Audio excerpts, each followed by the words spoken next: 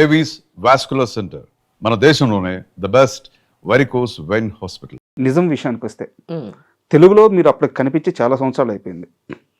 తేజ గారు అంటే నాకు తెలిసినంత వరకు ఏ కో డైరెక్టర్ ఫోన్ చేయలేదు, ఏ అసోసియేటివ్ ఫోన్ చేయలేదు, ఏ మేనేజర్ ఫోన్ చేయలేదు. తేజ గారు మీకు డైరెక్ట్గా ఒక కాల్ చేశారు, పలానా రోల్ ఉంది చేస్తారా, చేస్తే మీ ఇష్టం బాగుంటుంది లేకుంటే మీ ఇష్టం అని ఒక మాటతో ఒక ఫోన్ కాల్తో చేశారు. మీరు తర్వాత తేజ గారిని అడిగారా అసలు నేను ఎలా గుర్తొచ్చాను, నాకు ఎందుకు కాల్ చేసావని చెప్పి? ఆయన ఫోన్ చేశారు. ఆ టైం కూడా ఎట్లాంటిదంటే ఐ వాంటెడ్ టు వర్క్. మా అమ్మ పోయింది, ఓకే, ఒక వాయిడ్ వచ్చింది. అంటే నాన్న ముందే పోయారు, అమ్మ ఆ టైంలో పోయింది. పోయి ఒక 2 నెలలు అయింది. ఆ వాయిడ్ పోవట్లేదు నా మనసులోంచి. మా ఆయన కూడా అన్నాడు, నువ్వు బయటికి వెళ్ళు, just get out of here, do something అన్నాడు అనమాట. ఎందుకంటే నేను చాలా బాయిస్టర్స్, నేను ఎప్పుడు చాలా పాజిటివ్గా తిరిగే రకాన్ని. నన్ను అట్లా చూడడం ఎవరికి ఇష్టపడలేదు. సరే ఆ టైంలో ఈయన ఫోన్ వచ్చింది, నేను తేజ అన్న. తెలుసుండకపోవచ్చు, తప్పలేదు. ఐ సెడ్ ఓకే, డైరెక్టర్ నేను, సినిమాలు తీస్తుంటాను, నా కన్సర్న్ పేరు ఇది, ఇలా ఒక క్యారెక్టర్ ఉంది, చాలా మంచి క్యారెక్టర్, మీరు కథ వచ్చి వింటాను అంటే మీకు టికెట్ బుక్ చేస్తా ఉన్నారు. ఇవాళ చేయమంటే ఇవాళ చేస్తా ఉన్నారు. అంటే ఇవాళ వద్దండి, రేపు కూడా వద్దు, ఎల్లుండి చేయండి. Okay, I need a little time to think, ఎల్లుండి చేయండి అన్నాను. ఆ పొద్దున్న టికెట్ బుక్ చేస్తాం, సాయంత్రం మీరు వెనక్కి వెళ్ళిపోవచ్చు అన్నారు. సరే అన్నా. అప్పుడు మీరు అడగలేదా హీరో ఎవరు ఏందనేది ఫోన్లో కూడా? ఓకే, నేను ఎప్పుడు కూడా బహుశా దీని గురించి పట్టించుకోలేదు. వాట్ డూ దే ఆఫర్ మీ, అది నాకు ముఖ్యం. తిన్నగా వాళ్ళ ఆఫీస్కి వెళ్ళాం. ఆయన వెంటనే కలిశారు, మొత్తం అంతా చెప్పారు.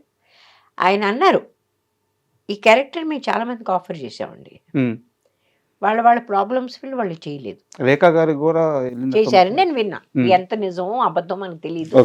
జయసుధ గారు చేశారని మాత్రం తెలుసు. ఆమందట కొంచెం ఫిజికల్, ఇంత ఫిజికల్ నేను చేయలేను అన్నట్టు. నేను ఆ ఫిజికల్ బట్ గురించి ఆలోచించలేదు, ఒక క్యారెక్టర్గా ఆలోచించాను అంతే. క్యారెక్టర్ ఆయన చెప్తా ఉంటే నాకు నచ్చింది. కొన్ని చోట్ల బహుశా ఆయన చెప్పింది నేను సరిగ్గా అర్థం చేసుకోలేదు కూడా.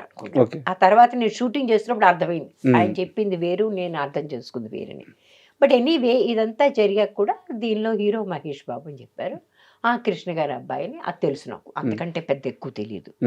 ఆయన సినిమా, ఆ అబ్బాయి సినిమాలు చూడలేదు, చిన్నపిల్లాడిగా ఏదో సినిమా చూశాను అంతే, అంతకంటే చూడలేదు నేను. సరే అట్లాగే అనుకున్నాం. మీకు ఎంత డబ్బు కావాలన్నారు? I said I have no idea. మళ్ళీ అదే సమస్య, మనకి ఎప్పుడు ఉండే సమస్య, no idea. They said will give you this much. Said okay. ఆ తర్వాత మహేష్ నిజంగా నన్ను తిట్టాడండి. అవునా, ఏంటి ఎంత తక్కువ డబ్బు చేశారు మీరు, ఏమన్నా అసలు మీకు ఏమన్నా ఎవరన్నా అడిగే మాట్లాడినా లేదా, పెద్దాడు తింటారే అని తిట్టాడు. మరి అంత తక్కువ చేశారా? అంటే అంత తక్కువ అంటే నాకు తక్కువ అనిపించలేదు, కానీ ప్రపంచంలో చాలా మందికి ఇప్పుడు విజయశాంతి గారు సినిమా చేస్తారు, ఆవిడ 1 కోటి రూపాయలు తీసుకుంటారు అనుకుంటా. నేను 1 కోటి రూపాయలు నేను అడగలేను, నాకు అర్థం లేదనిపిస్తుంది. Why should they pay me that much money నాకు అనిపిస్తుంది. But I want a decent money. నేను ఇంత వచ్చి ఇంత టైం స్పెండ్ చేస్తున్నప్పుడు I want a decent amount of money, but not exorbitant. అది అదే మీరు ఇల్లు అమ్ముకుని నాకు డబ్బులు కాదు. తేజ గారిని అడిగారా ఈ క్వశ్చన్, నాకే ఎందుకు ఫోన్ చేసి ఎలా గుర్తొచ్చాను? అడిగాను. అలా అంత డైరెక్ట్గా అడగలేదు, బట్ నేను ఎట్లా గుర్తొచ్చాను మీకు అడిగాను. అడిగితే అన్నారు, మీరు ఎలా గుర్తొచ్చారు నేను ఇప్పుడు చెప్పలేను, కానీ మిమ్మల్ని మేము మర్చిపోలేదు అన్నాడు. అంటే ఏ రకంగా అంటేను, మీకు తెలుసా సీతామహాలక్ష్మి క్యాసెట్ పెట్టుకుని మేము చూస్తూ రంగీలా స్క్రిప్ట్ రాసాం అని చెప్పాడు. చెప్తే అసలు వావ్, నేను రంగీలా సినిమా చూడలే, నాకు కథ తెలుసు.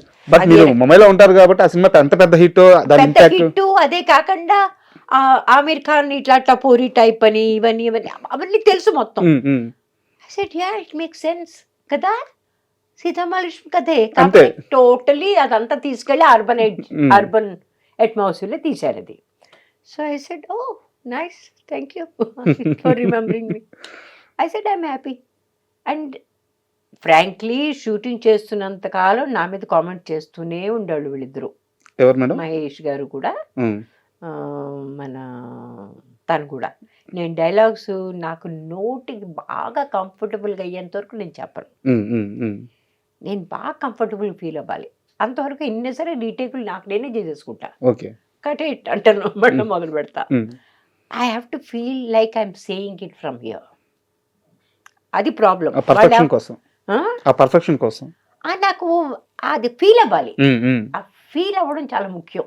ఆ టైంలో నేను రామేశ్వరుని కాదు, ఆ క్యారెక్టర్ని. Hmm. అలా ఆ రకంగా ఫీల్ అవ్వాలి నేను.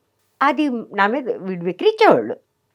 ఈవిడు మళ్ళీ మర్చిపోద్ది, వాడు మర్చిపోతుంది అనుకునేవాళ్ళు వీడు. But I have a different problem. అది అర్థం కాలేదు. కానీ ఒకరోజు ఏదో ఒక విషయం మీద మహేష్ గారు నన్ను అడిగారు, మహేష్ బాబు గారు, అది మీ సరిగ్గా అదే సెంటెన్స్ దగ్గర మీ కళ్ళప్పుడు అలా బడబడి నీళ్ళు ఎలా కారుతాయి అని అడిగాడు. ఉమ్, అంటే because that is how I imagine that whole scene. ఆయన వద్దనే చెప్పాడురా, బజార్కి వెళ్ళొద్దని చెప్పాడురా, నేనే బలవంతంగా తీసుకెళ్ళాను. ఉమ్, అవన్నీ I go through that whole thing. And exactly at that time tears come. అది ఒక 5-6 టేకులు అయ్యాయి. ప్రతి టేకులో అదే టైంలో నా టీయర్స్ వచ్చేవారు. ఎక్కడ జైల్ షాట్? జైలుకి లోపల తీసుకెళ్తామని చూసారు ఆ టైం. అవును.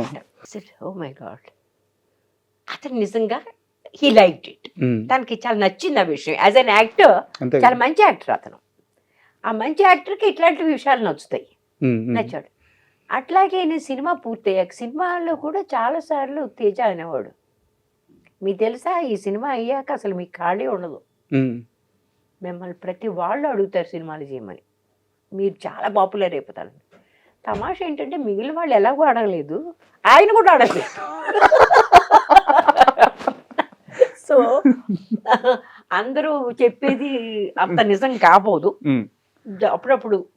అంటే ఆయన అడగకపోవడానికి ఒక రీజన్ ఉండొచ్చు మేడం. నేను ఆల్రెడీ చేశాను కాబట్టి రిపీట్నెస్ వస్తుందేమో అని చెప్పేసి ఒక మదర్ క్యారెక్టర్ పెట్టినా కానీ. కానీ ఒకటండి, సంభవ్ నాతో పనిచేసిన ఏ డైరెక్టర్ కూడా నన్ను రిపీట్ చేయలేదు చాలా వరకు. ఇది కొంచెం ఆలోచించాల్సిన విషయం.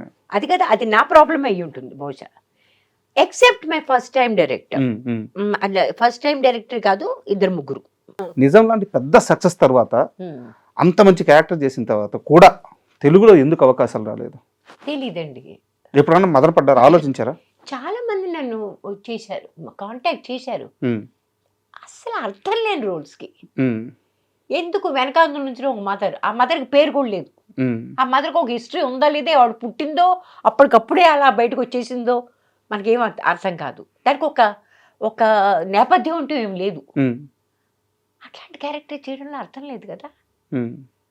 మనం ఒట్టి సినిమాల్లో కనిపించాలని, ఒట్టి డబ్బులు వాళ్ళు ఇచ్చేస్తే తీసుకుని ఇంటికి వెళ్ళిపోవడానికి దీనికి కాదుగా నేను వచ్చింది. What ever I do it has to have some meaning.